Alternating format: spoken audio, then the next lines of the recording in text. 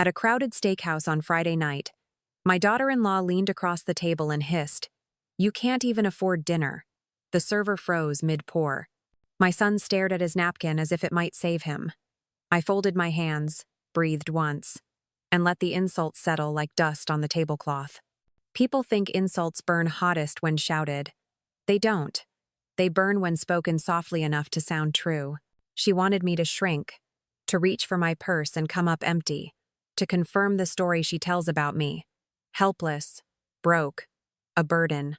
What she didn't know was that every checking account, credit line, and investment in this family routes through my name. I learned long ago that the person who quietly signs the transfers carries the real power. This is not the kind of story where I scream or fling a glass of wine. I prefer a clean ledger and a steady hand. I will show you how a woman with patience, records, and a pen can undo a bully who mistakes kindness for weakness. I'm glad to have you here. Follow my story until the end and comment the city you're watching from so I can see how far my story has reached. I met her eyes and said, "Order whatever you like." She smirked, flagged the server, and chose the most expensive steak on the menu, plus a bottle she could not pronounce. She thought the price would sting me. It didn't. It told me everything I needed to know about the next move. Because money is not just numbers. Money is timing. Money is proof. Money is a mirror that shows who someone is when they think no one is looking. But that night, something happened that changed everything. I am a 65-year-old woman who has lived most of my life in the same suburban neighborhood. My house isn't grand, but its walls hold the story of my marriage, my motherhood, and every quiet victory and loss in between. My late husband, Michael, and I built our lives here. When we first moved in, the backyard was nothing but uneven dirt. Michael and I planted the trees ourselves, watering them every evening after work. Today, those trees provide shade to the porch where I sit with a cup of coffee every morning. They remind me of the patience it takes to build something lasting. Michael was a practical man, a mechanic who worked with his hands but trusted me with the books. He used to joke that I could stretch a dollar until it begged for mercy. I kept track of every expense, balanced the checkbook down to the last cent, and eventually managed to pay off our mortgage years ahead of schedule. He was the heart of our family, but I was the steward of our stability. When he passed away 10 years ago, I thought my world would collapse. But the systems we had put in place, the savings, the investments, the house fully paid off, kept me standing. Our only child, David, was already an adult by then. He had inherited Michael's height and his easygoing smile. As a boy, he loved baseball, and I can still picture myself sitting on cold bleachers, wrapped in a blanket, cheering for every hit no matter how small. He grew into a hardworking man, becoming a project manager for a construction company. He was loyal, decent, and maybe a little too trusting. I used to tell him that kindness was a strength, but it could also make him blind. He would laugh and say, "Don't worry, Mom, I've got your stubbornness too." For a time I believed that. Then he met Jessica. She appeared like a whirlwind, tall, elegant, and confident to the point of arrogance. She wore designer clothes, carried expensive handbags, and seemed to view life as a stage with herself in the spotlight. The first time she came to dinner, she handed me a gift bag with imported chocolates and a bottle of wine. I thanked her, but something about the way she looked around my modest kitchen told me she was measuring and finding it lacking. Her laugh was loud, her smile wide, but her eyes stayed cool. At first, I thought maybe I was being too judgmental. People from different backgrounds have different habits. I told myself to give her time, but time only peeled back the layers. Jessica had a talent for subtle cruelty. She dismissed the family traditions that had carried us through years of togetherness. My Sunday roast chicken, Michael's favorite, was beneath her palate. "We should take David somewhere real," she whispered once, not realizing I could hear. She rolled her eyes at my furniture, at the worn rugs, at the family photos that lined the hallway. She scrolled through her phone instead of looking at the albums I left on the table. Her compliments always came with a barb. "You're amazing at living simply," she told me once, smiling sweetly. I could never survive on so little. David chuckled awkwardly, not seeing the insult tucked inside the words. That was the beginning of his silence, an uncomfortable habit of looking away rather than defending me. When their engagement was announced, I swallowed my unease. My son was happy, and I didn't want to stand in the way. I welcomed Jessica into the family, hoping marriage would soften her edges. But it didn't. If anything, her sense of superiority grew stronger. She began to insert herself into every decision. Wedding plans had to be lavish, far beyond what was reasonable. Honeymoon destinations were discussed in terms of luxury resorts.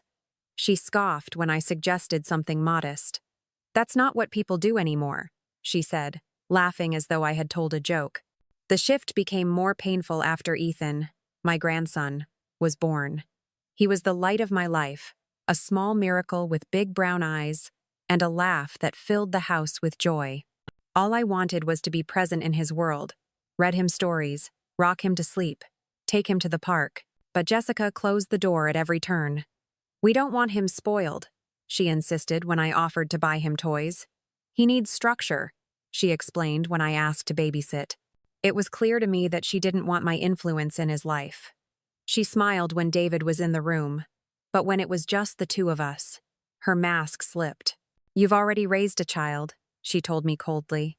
"This one is mine." The cruelty didn't stop at exclusion. At gatherings, she mocked me under her breath, confident no one else would notice.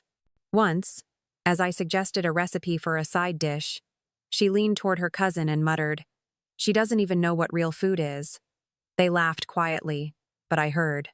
Another time, when she thought I was out of earshot, she told someone, "She's lucky David supports her. Without him, she'd be living in a trailer." I washed dishes in silence, the sting of her words cutting deeper than I cared to admit. I had been underestimated before by bosses, by salesmen, by people who thought a widow couldn't survive alone. Every time, I had proved them wrong. But hearing it from the woman who now called herself my daughter-in-law was different. This wasn't just disrespect. It was an attempt to erase me from my own family. David, meanwhile, drifted further into her orbit. He worked longer hours, came home tired, and often repeated Jessica's complaints as though they were his own. "She just wants things a certain way, Mom," he would say when I gently objected. I wanted to shake him, to remind him of the values Michael and I had instilled in him. But I knew it would only drive him further away. So I stayed quiet. On the surface, I let her have her way, nodding politely, pretending her insults slid off my back. Inside, though, I was making mental notes. I knew the truth about our finances.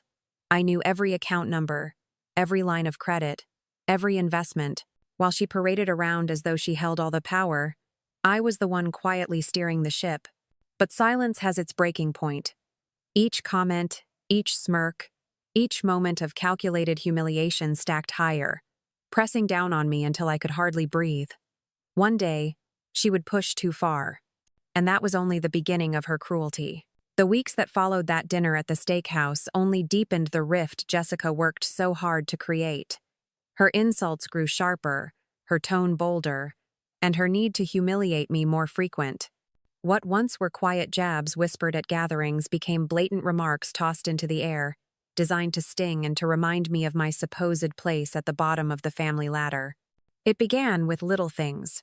She would plan family meals at restaurants she knew I disliked, then grin when I ordered something modest and inexpensive. "Don't worry, Mom," she would say loudly enough for the waiter to hear. "We'll cover the check. We know you have to watch every penny." The words landed like arrows. Not because of their truth I had more resources than she could imagine, but because of the smug pity layered over them. David would frown, but instead of defending me, he'd mutter, "Jess, that's enough," and then change the subject. His silence was worse than the insult itself. Then came the birthdays. For Ethan's second birthday, I arrived early with a gift I had spent weeks selecting. A hand-carved wooden train set, similar to the one David had loved as a child. Jessica tore open the wrapping paper, glanced at it briefly, and said with a saccharine smile, "Oh, that's quaint. We'll keep it at Grandma's house. His toys here need to be modern and safe." Her friends, gathered nearby, laughed as though she had told the cleverest joke. My chest tightened, but I forced a smile, refusing to let her see the hurt. It wasn't just me, she demeaned. I began to notice how she treated the house itself, the home I had built with Michael, the one filled with decades of memory. She called the wallpaper outdated, the living room dreary, and suggested to David that he should remodel for resale value. When I overheard her on the phone with a friend saying, "I can't wait until we're done with this place and move into something better," my stomach dropped. My house wasn't just a building, it was the last piece of Michael I had. The thought of her discarding it like a worn-out shoe filled me with cold dread. The worst moment came one Sunday when I prepared dinner for the family.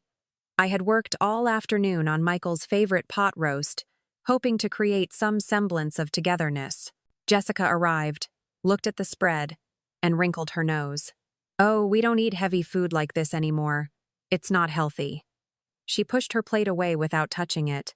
Ethan, imitating his mother, refused to eat. David sat in silence, torn between me and his wife, and chose the coward's way by saying nothing. The meal ended with me clearing the table in silence, my hands trembling as I scraped untouched food into the trash. That night, after everyone left, I sat in the quiet kitchen staring at the empty chairs. For the first time in years, the house felt hostile, as though Jessica's disdain had seeped into the walls. I whispered into the darkness, asking Michael what to do. But of course, there was no answer. Only the steady hum of the refrigerator and the ache in my chest. It was around this time that small oddities began to surface, tiny cracks in Jessica's carefully polished veneer. One afternoon, I passed by their car and saw a shopping bag stuffed with luxury items. Designer shoes, perfume, clothes still with tags. I knew David's salary. It was good, but not limitless. When I casually mentioned budgeting to Jessica later, her eyes flashed. "Don't worry about our finances," she snapped. "We're not living on Social Security." The jab stung, but more than that, it told me she was defensive, afraid, perhaps, of being found out.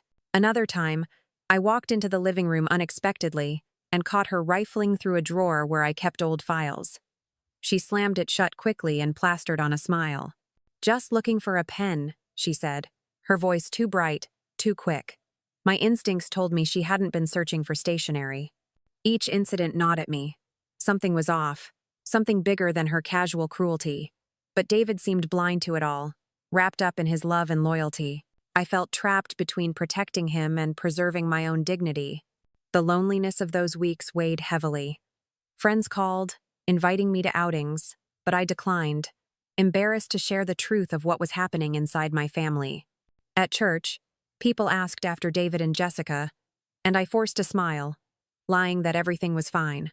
At night, I lay awake, wondering if I had lost not only my son but also my grandson.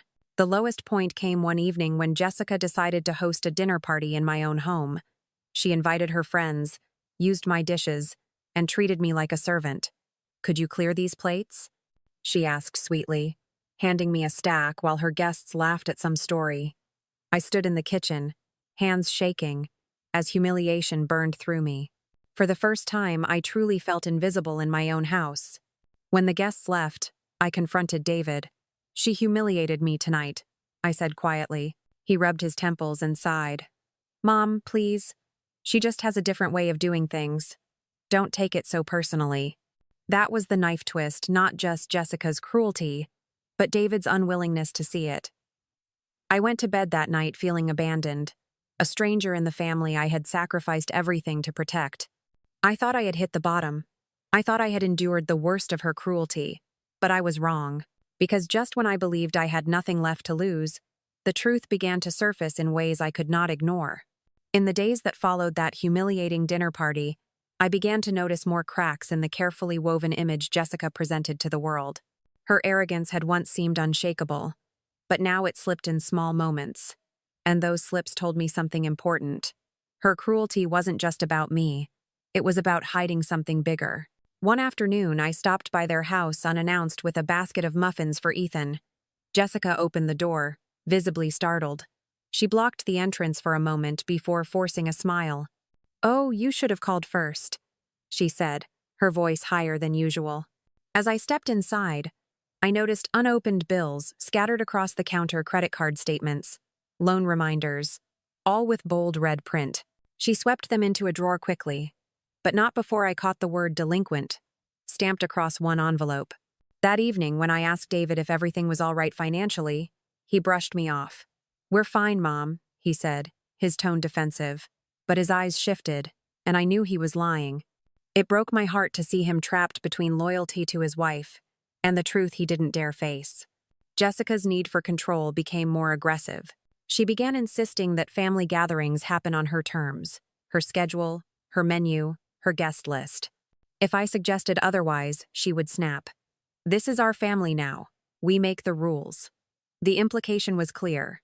I was an outsider in the home I had built. The insults escalated, too. At Ethan's preschool recital, I sat proudly in the front row, holding my camera.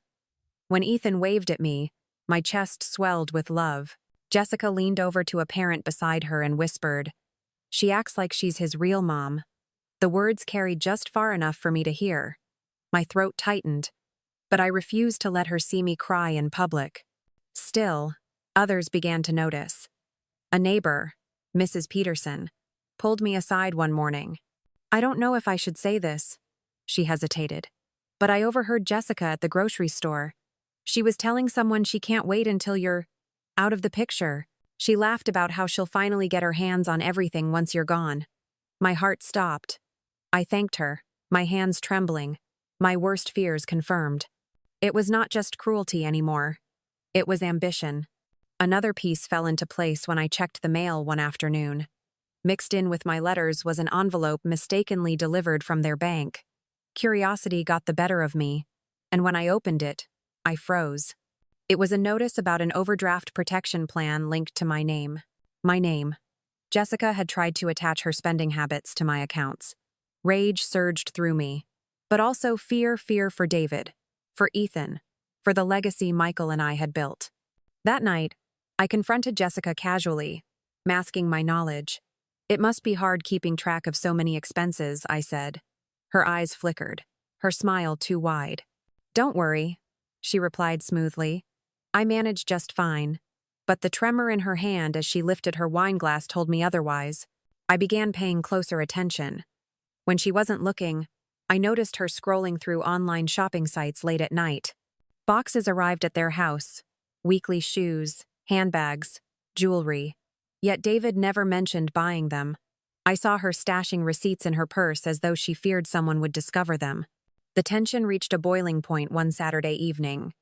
She hosted another gathering, this time inviting some of David's colleagues. In the middle of dinner, she made a show of thanking me for the meal, then added with a laugh, "She does what she can on her budget. Bless her heart." The table erupted in uncomfortable chuckles. My face burned, but I kept silent. That silence seemed to amuse her even more. Later, as I cleared the dishes, I overheard two of the guests whispering in the hallway. "She spends like crazy," one man said. "I don't know how they afford it." The other shook his head. I heard David had to borrow against his retirement. "She's bleeding him dry." I froze, plate in hand, the words echoing in my ears. That night, I sat alone in my bedroom, staring at the folder of documents I had carefully maintained for years. Bank statements, deeds, investment records, all of it under my name. I had the power to stop her, but I also knew I had to be cautious. David was blinded by love, and if I acted too soon, I risked losing him completely. Then came the night everything changed. I had gone into the study to retrieve an old photo album when I noticed the desk drawer slightly ajar. Inside was a folder I had never seen before, stuffed with papers. Curiosity pushed me to pull it out. As I flipped through the documents, my stomach turned. Credit card applications forged with my address, loan requests with suspicious signatures, and at the bottom, a draft of a power of attorney document with my name, typed neatly at the top, transferring control of accounts into Jessica's hands. My pulse thundered in my ears. She wasn't just mocking me. She was preparing to erase me legally, to strip away everything Michael and I had built. I sat frozen in the chair, the folder trembling in my hands, my breath shallow. For the first time, I truly understood the danger we were in. This wasn't petty cruelty or vanity. It was a calculated plan. Until one night, I stumbled upon something that changed the game. The folder I discovered that night shook me to my core. The evidence of Jessica's schemes lay bare in my hands: credit card applications tied to my name, forged loan requests, and that chilling draft of a power of attorney. I knew immediately what it meant. She wasn't just mocking me or trying to humiliate me. She was plotting to seize the very foundation of my life, the accounts I had built over decades, the savings Michael had trusted me to protect. If I had ignored her insults before, I could no longer afford to remain silent. I didn't sleep that night. I sat at my desk until dawn. The documents spread out before me like pieces of a nightmare. Every forged signature looked enough like mine to pass at a glance. Every application tied to my address and social security number made my stomach knot tighter. She was careful, but not careful enough. There were inconsistencies, dates that didn't line up, handwriting that wavered, and phone numbers that weren't mine. The arrogance of her plan was astounding. She truly believed no one would look closely, that I was too weak or too foolish to notice. By morning, I knew what I had to do. I couldn't face her alone. I needed help.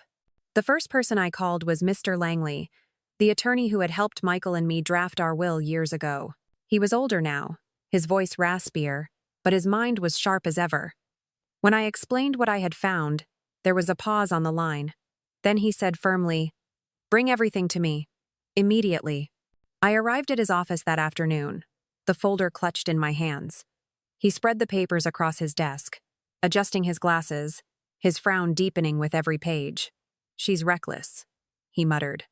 "These forgeries wouldn't hold up in court, but if no one challenges them, she could do real damage." He looked up at me. "You've done the right thing. Now we'll build the case to stop her." Relief flooded me, but it was mixed with fear. What if Jessica discovered I had found her folder? What if she accelerated her plan? Mr. Langley reassured me. "Patience is key. We'll gather more evidence. Make sure when this comes to light, there's no room for denial." That night, I began my quiet investigation. I scoured bank statements, looking for transactions Jessica had slipped through. I compared my legitimate documents with the forgeries, noting every discrepancy. I kept meticulous notes in a separate notebook, one I hid in a locked drawer. The hardest part was pretending nothing had changed. At dinners, I smiled when Jessica made her barbed comments. When she paraded her new clothes, I complimented them lightly, hiding my knowledge of the unpaid bills I had seen. When she boasted about their lifestyle to friends, I bit my tongue, though I knew her empire was built on sand. But I wasn't alone anymore. Mr. Langley connected me with a financial investigator, a woman named Claire who specialized in fraud cases. Claire was younger than me, sharp-eyed and direct. She came to my house one afternoon, spread out the documents, and said, "You've got enough here to put her in serious trouble. But if you want this airtight, we need more. Bank logs, witness accounts, anything that proves intent." So I watched, and I listened. One evening, while picking up Ethan from daycare, his teacher, Mrs. Hall, pulled me aside. "I probably shouldn't mention this," she said hesitantly, "but Jessica came in last week and told me not to let you pick Ethan up unless she approved it first. She said you were unreliable." My chest tightened. Another attempt to cut me out. But Mrs. Hall frowned. "Honestly, it didn't sit right with me. You've always been dependable. So I just wanted you to know." Entwo. Her words became another piece of the puzzle. Jessica wasn't just attacking my finances. She was trying to erase my role in Ethan's life, rewriting the narrative so that I appeared unfit, incompetent. I also confided in Mrs. Peterson, the neighbor who had warned me earlier. When I told her about the folder, she gasped. "I knew she was up to no good," she whispered. "If you ever need me to speak on what I heard at the grocery store, I will." Another ally, another witness. Weeks passed, and my file of evidence grew thicker. Bank alerts showed attempted withdrawals I hadn't authorized. Delivery receipts proved Jessica was hiding purchases in her cousin's name. One day, I overheard her on the phone bragging, "Soon, everything will be mine. She won't even know what hit her." I wrote down the date, the time, and exactly what I heard. The more I gathered, the stronger I felt. For years, I had endured her cruelty in silence, swallowing my pain. But now, every insult became fuel. Every smirk, every slight remark only reminded me of why I had to see this through. Still, there were moments of fear. Late at night, lying awake, I wondered, what if David never believed me? What if, when the truth came out, he chose her over me? The thought was unbearable, but I reminded myself that the truth was undeniable. With enough evidence, even he couldn't ignore what Jessica had done. The turning point came when Claire traced one of the forged loan applications back to Jessica's computer. "This is it," she said, tapping the screen. "Hard proof. She submitted this under your name from her own IP address. No excuses now." My heart raced as I realized the magnitude. This wasn't suspicion anymore, it was fact. Mr. Langley began preparing the legal documents. He drafted a cease and desist order, outlined the charges of fraud, and planned the presentation. "We'll do this publicly," he explained. "The more people who witness it, the harder it is for her to twist the narrative." The plan crystallized. At the upcoming family gathering at dinner, Jessica herself had insisted on hosting. We would reveal everything. Jessica thought it would be her stage to gloat, to once again put me down in front of everyone. Instead, it would be the stage of her downfall. In the days leading up to the dinner, my nerves buzzed constantly. I played my role carefully, smiling at Jessica, offering to help with preparations, never letting her see the storm I was about to unleash. She smirked at me, confident in her power, oblivious to the trap closing around her. The night before the dinner, I sat in my study, the evidence neatly organized in binders, photos of the forged documents, bank statements, witness testimonies, digital records all ready. I ran my hands over the folders, whispering to Michael's portrait. "We're almost there." She thought she could erase me, but she underestimated us. For the first time in months, I felt steady, powerful. The fear hadn't vanished, but it no longer controlled me. I was no longer the silent woman at the dinner table, enduring humiliation. I was ready to fight back, not with anger or cruelty, but with truth. I closed the last binder and placed it in my bag, my hands trembling not with fear, but with anticipation. The moment had come. Tomorrow, everyone would know the truth. The evening of the family dinner arrived with an almost electric tension in the air. Jessica had orchestrated the event, sending out elaborate invitations and insisting on an upscale restaurant in the city. She wanted to impress David's colleagues and extended relatives, to parade her version of success. To her, it was another opportunity to showcase control. To me, it was the perfect stage for her undoing. I walked into the restaurant carrying nothing more than my handbag, inside of which sat the binders of evidence I had meticulously prepared. Jessica greeted me at the door, her smile sharp as glass. "I wasn't sure you'd come," she said sweetly, though her eyes carried their usual disdain. "These places can be a bit overwhelming for people like you." I forced a polite smile. I wouldn't miss it.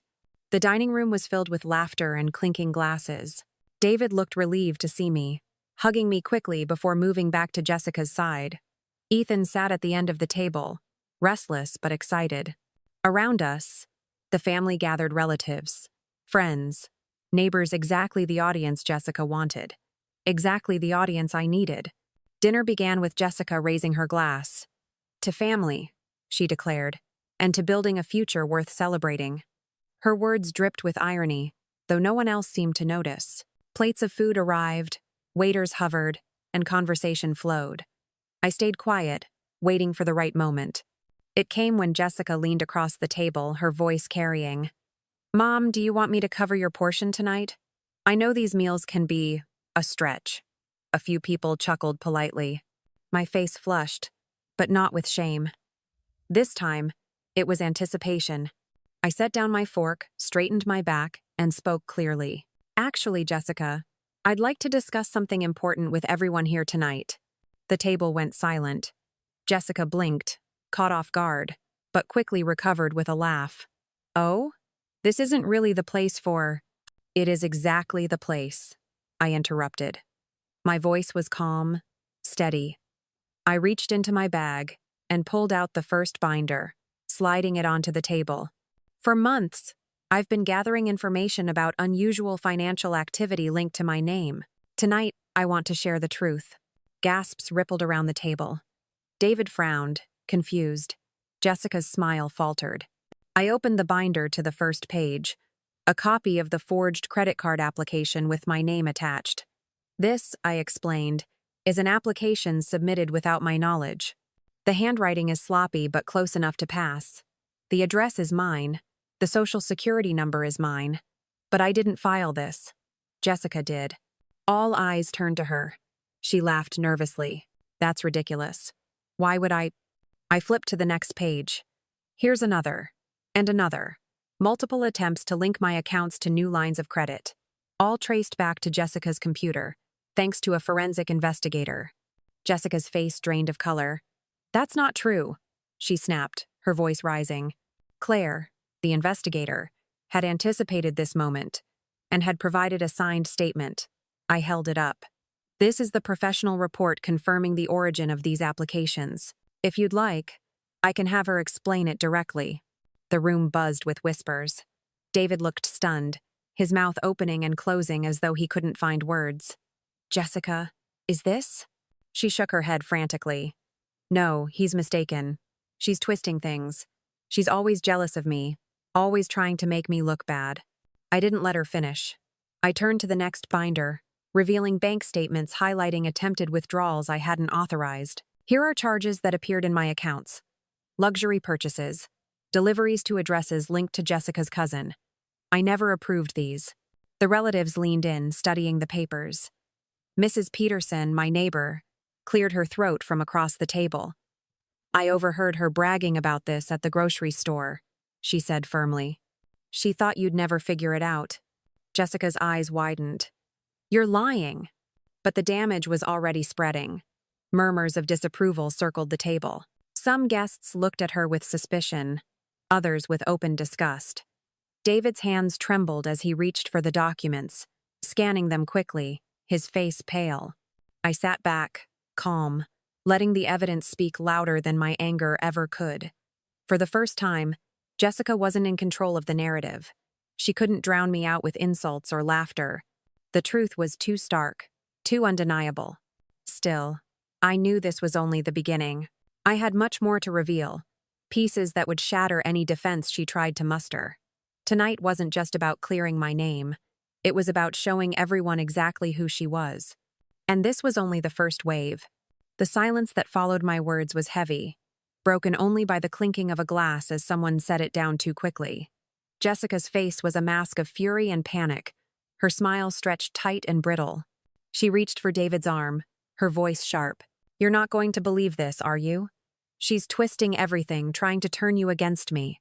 David looked torn, flipping through the binder as if the papers might rearrange themselves into a kinder truth. Jess, these signatures, this address. I don't understand. You don't need to, Jessica snapped, her mask cracking. She's doing this because she hates me. She's always hated me. She wants to push me out, to control you. I leaned forward, my voice calm but resolute. No, Jessica. I don't need to control you. I already have the control you've been grasping for. I pulled out the second binder and opened it to a notarized deed. Every asset in this family, this house, these investments, every bank account was placed in my name years ago, after Michael passed. It was his way of protecting us. There is nothing for you to seize. The law already made sure of that. A collective gasp swept through the table. Relatives exchanged wide-eyed looks. Jessica's hand dropped from David's arm, her lips parting in shock. That's not possible, she whispered, but her voice trembled. Oh, but it is. I flipped through the documents, showing signed wills, property deeds, and bank statements. I am the sole account holder. I have been all along. You've been mocking me for being frugal, for being small. But the truth is, the lifestyle you flaunt has been funded by the accounts I control. Every single purchase, every meal, every so-called luxury without my signature, without my approval, none of it would exist. David sank back in his chair, his face pale. Jessica turned on him, desperation in her eyes. Don't just sit there. Tell her this doesn't matter. Tell her we'll be fine. He didn't answer. Seeing her losing ground, Jessica shifted tactics. She laughed, the sound brittle and unconvincing. Fine. Maybe I made a mistake with some applications. Maybe I was trying to help us get ahead. But that's not fraud. That's initiative. Who hasn't fudged some numbers? You can't prove intent. At that, I slid the final set of documents across the table.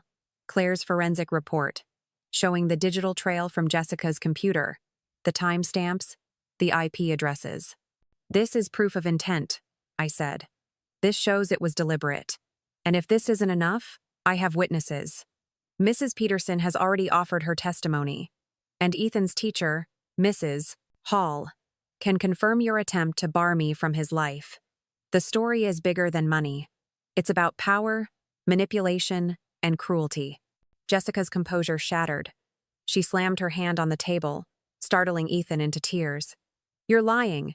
You're all lying. She's manipulating everyone. But no one looked convinced anymore. Even her friends shifted uncomfortably in their seats, avoiding her gaze. I rose slowly, my voice carrying across the hushed room. I have stayed silent for too long. I have endured the insults, the whispers, the humiliation, but no more. Tonight, the truth stands here in front of you. She wanted to paint me as weak, as irrelevant. Yet, here I am, and here are the facts. The woman you see before you is not a victim. She is the architect of her own downfall. David buried his face in his hands. Jess, how could you? He murmured. Jessica spun toward him, tears brimming in her eyes now, desperation replacing arrogance. I did it for us. For you, for Ethan. I just wanted more for our family. No, I said firmly. You wanted more for yourself, and you were willing to destroy me to get it. Her shoulders sagged, her fight draining as the evidence loomed too heavy to deny. The room seemed to close in around her, judgment pressing from every side. Relatives shook their heads, some whispering words like disgrace and shame. For a moment, she sat frozen, caught between rage and despair. Then she tried one last time to claw her way back. This doesn't change anything. David still loves me. You can't take that away. He'll choose me, not you. Her voice cracked, but her defiance lingered. I met her eyes, steady and unwavering.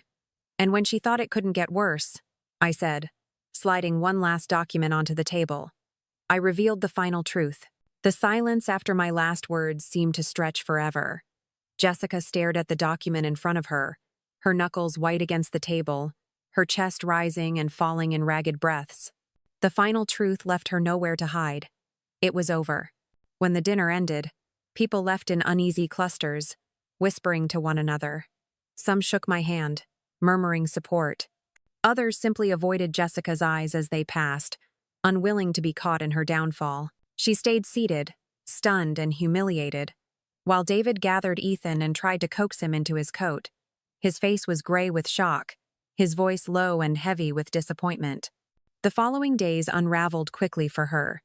Mr. Langley filed the necessary paperwork, and Claire's report was shared with the authorities. Fraud investigations moved faster than I expected, and Jessica was summoned for questioning. She tried to spin the story, insisting it was a misunderstanding, but the evidence was undeniable.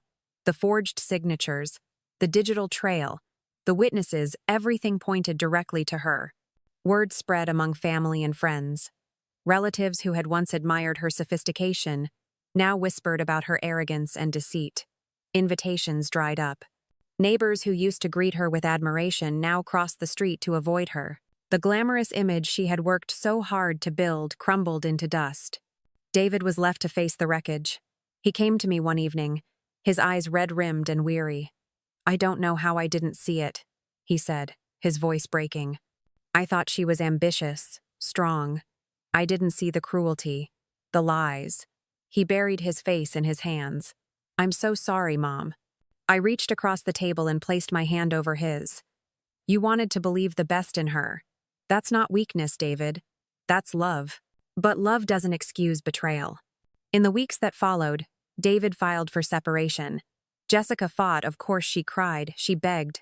She threatened, but the more she resisted, the clearer it became that her grip was gone. Without access to my accounts, without allies to defend her, she had nothing left to stand on. Ethan, sweet boy that he was, seemed to sense the shift. When he visited me, he ran into my arms with the kind of relief children feel when the tension in a room finally breaks. I baked cookies for him, just as I had promised, and we sat on the porch together, watching the trees Michael and I had planted so long ago sway gently in the wind. For the first time in months, I felt peace. The house no longer felt haunted by Jessica's disdain. Instead, it felt warm again, filled with the smell of roses from the garden, the sound of Ethan's laughter echoing in the hallways. David spent more time here too, helping with small repairs, sharing quiet dinners with me, as though trying to stitch back together what had been torn. The community noticed the change. At church, people stopped me to say they admired my strength. Friends invited me out again, no longer met with my embarrassed refusals. Even Mrs. Hall, Ethan's teacher, gave me a knowing smile when I picked him up, as if to say the storm had passed. And Jessica? She became a cautionary tale. Her name, once spoken with admiration, was now uttered with scorn. She lost her place not only in our family but in the very circles she had tried so hard to impress. Fraud charges hung over her, and though the legal process dragged on, her reputation was already sentenced. One evening, after tucking Ethan into bed during one of his visits, I stepped out onto the porch. The sun had set, and the first stars began to prick the dark sky. I thought of Michael, his steady hands, his quiet wisdom, his trust in me to protect what we had built. I whispered into the night, "We did it." She thought she could erase me, but we stood our ground. A soft breeze rustled the trees, and I felt a calmness settle in my chest. I wasn't the frail, irrelevant woman Jessica had painted me to be. I was still here, stronger than before. I turned back toward the house, where Ethan's laughter drifted faintly from the upstairs window, and David's voice hummed softly as he tidied the kitchen. This was my family, the part that mattered, the part that endured. I smiled, letting the peace wash over me. The battle was done. The cruelty had ended, and I had reclaimed not only my dignity, but my place at the heart of my family. I'm glad to have you here. Follow my story until the end, and comment the city you're watching from so I can see how far my story has reached.